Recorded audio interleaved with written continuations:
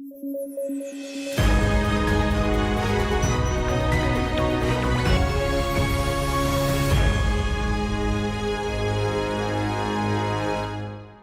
News at 9 programme में आपका स्वागत है। मैं हूं अमृत उपाध्याय। आइए जल्दी से देखें आज के हेडलाइन। सऊदी अरब और रूस तेल उत्पादन में कटौती रखेंगे जारी। तेल बाजारों को स्थिर और संतुलित रखना है मकसद। ओपेक प्लस का है समर्थन। एनसीआर में एक्यूआई पहुंचा गंभीर श्रेणी में। जीआरएपी स्टेज 4 तत्काल प्रभाव से लागू, लगेंगे कई कड़े प्रतिबंध। और भारत में पहली बार आएगी राष्ट्रीय सुरक्षा रणनीति। राष्ट्रीय सुरक्षा परिषद सचिवालय ने शुरू किया है ड्राफ्ट पर काम। देश के समग्र सुरक्षा उद्देश्यों को डिफाइन करती है राष्ट्रीय सुरक्षा रणनीति।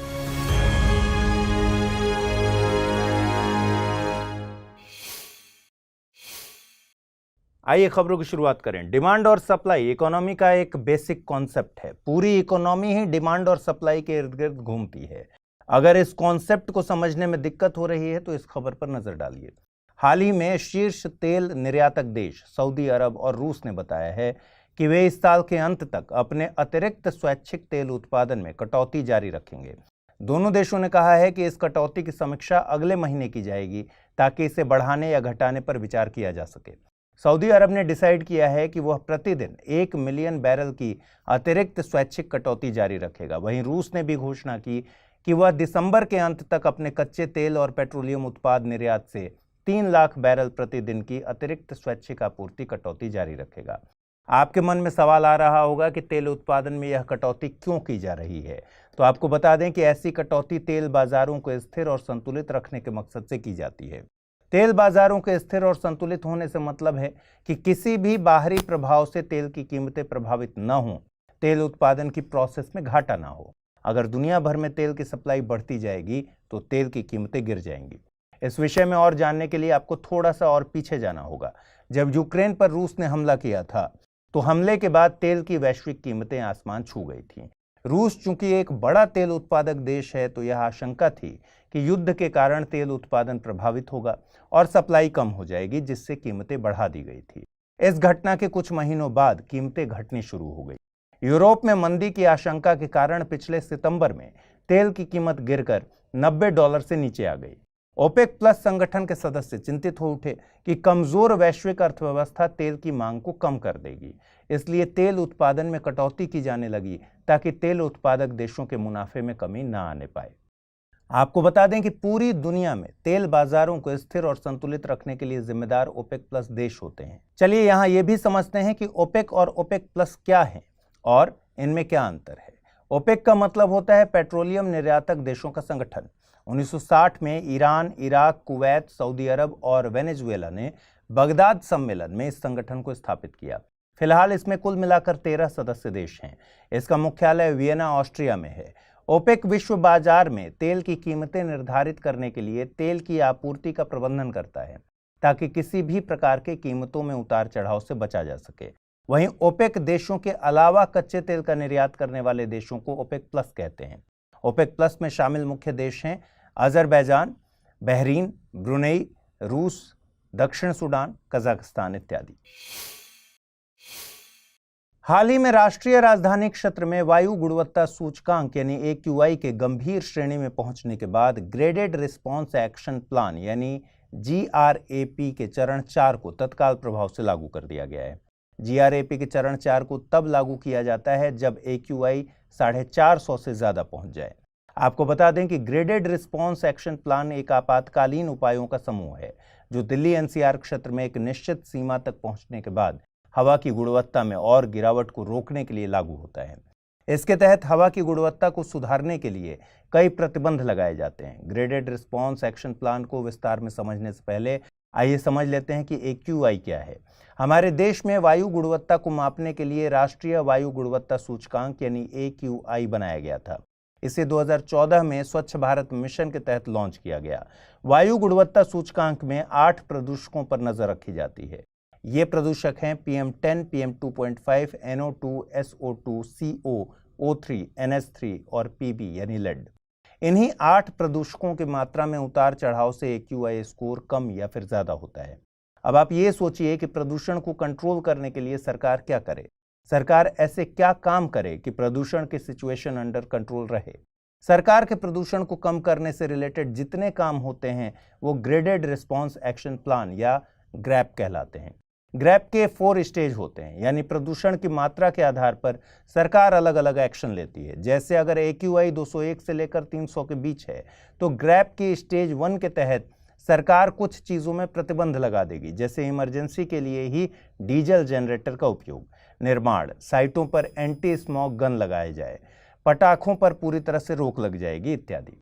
एयर क्वालिटी अगर 301 से 400 के बीच हो गई तो इस स्थिति में ग्रैप का दूसरा चरण लागू किया जाता है। इसमें क्या होगा, इसमें डीजल जनरेटर का यूज पूरी तरह से बंद हो जाएगा। प्राइवेट गाड़ियों का उपयोग कम करने के लिए पार्किंग फीस बढ़ा दी जाएगी। CNG इलेक्ट्रिक बसें, मेट्रो सर्विस में इजाफा होगा। सांस और दिल की बीमारी वाले लोगों को घर से बाहर नहीं निकलने की सलाह दी जाएगी इत्यादि। ग्रैप का स्टेज 3 AQI 401 से 450 के बीच हो जाए तब इसे लागू किया जाता है। इसमें पब्लिक ट्रांसपोर्ट के उपयोग को बढ़ाने के लिए और जरूरी काम किए जाएंगे। जरूरी प्रोजेक्ट को छोड़ के अन्य सभी निर्माण पर रोक लगा दी जाएगी। BS3 पेट्रोल और BS4 डीजल कारों पर रोक हो सकती है। सबसे कड़े प्रतिबंध ग्रैप स्टेज 4 में लगाए जाते हैं। इसमें दिल्ली में जरूरी सामानों के अलावा अन्य डीजल ट्रकों की एंट्री पर रोक लगा दी जाती है। गाड़ियों को ऑड इवन पर चलाने का फैसला हो सकता है।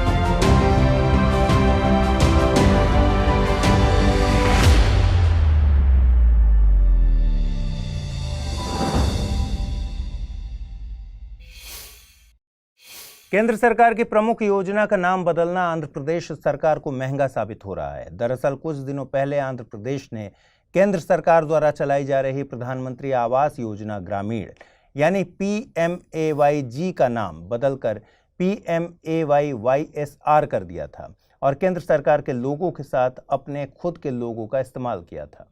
आपको बता दें कि आंध्र प्रदेश में ruling party YSR Congress party है। राज्य सरकार के इस फैसले के बाद केंद्रीय वित्त मंत्रालय ने 4000 करोड़ रुपए की फंडिंग पर अस्थायी रोक लगा दी है, जो आंध्र प्रदेश को पूंजीगत निवेश के लिए राज्य को विशेष सहायता योजना के तहत मिलना था। इसके साथ ही PMAYG योजना के लिए 1300 करोड़ रुपए का भुगतान भी लंबित है। हालांकि राज्य सरकार द्वारा योजना से YSR की ब्रांडिंग और लोगो हटाने की सहमति जता दी गई है, लेकिन बावजूद इसके धनराशि जारी नहीं की गई। ऐसा ही एक मामला पश्चिम बंगाल में भी हुआ था। पश्चिम बंगाल राज्य सरकार ने प्रधानमंत्री आवास योजना ग्रामीण को बांग्ला आवास योजना के रूप में रीब्रांड किया, जिसके कारण 2022 से केंद्रीय धनराशि जारी नहीं की गई। इस वित्तीय वर्ष में भी संतोषजनक कार्य न करने के लिए पश्चिम बंगाल को धन जारी नहीं किया गया। चलिए समझते हैं प्रधानमंत्री आवास योजना ग्रामीण के बारे में। यह केंद्र सरकार की प्रमुख आवास योजना है। आपको ध्यान रखना चाहिए कि इंदिरा आवास योजना को 1 अप्रैल 2016 से प्रधानमंत्री आवास योजना ग्रामीण के रूप में पुनर्गठित किया गया था। इसे ग्रामीण विकास मंत्रालय द्वारा शुरू किया गया था। इसके उद्देश्य की बात करें तो मार्च 2022 के अंत तक सभी ऐसे ग्रामीण परिवार को बुनियादी सुविधाओं के साथ पक्का घर उपलब्ध कराना इसका मकसद है, जो बेघर हैं या कच्चे या टूटे फूटे घरों में रह रहे हैं। इसके तहत गरीबी रेखा से नीचे यानी BPL में जीवन व्यतीत कर रहे ग्रामीण परिवारों को घर के निर्माण और मौजूदा कच्चे मकानों के उन्नयन के लिए पूर्ण अनुदान के रूप में सहायता प्रदान की जाती है। घर की लागत मैदानी क्षेत्रों में 60-40 और उत्तर पूर्वी तथा पहाड़ी राज्यों के लिए 90:10 के अनुपात में केंद्र और राज्य सरकारों के बीच साझा की जाती है। घरों के निर्माण के लिए अनुसूचित जाति या अनुसूचित जनजाति से संबंधित लोग, मुक्त बंधुआ मजदूर और गैर SC/ST वर्ग, विधवा महिलाएं, रक्षा कर्मियों के परिजन, पूर्व सैनिक तथा अर्धसैनिक बलों के सेवानिवृत्त सदस्य, विकलांग व्यक्ति तथा अल्पसंख्यकों को प्राथमिकता दी जाती है। कई सालों के इंतजार के बाद भारत में पहली बार एक राष्ट्रीय सुरक्षा रणनीति लाने की प्रक्रिया शुरू हो गई है। दरअसल राष्ट्रीय सुरक्षा परिषद सचिवालय ने राष्ट्रीय सुरक्षा रणनीति के ड्राफ्ट को तैयार करने के लिए केंद्रीय मंत्रालयों और विभागों से इनपुट कलेक्ट करना शुरू किया है। इस प्रोसेस के बाद इस पर अंतिम कैबिनेट मंजूरी मिलेगी।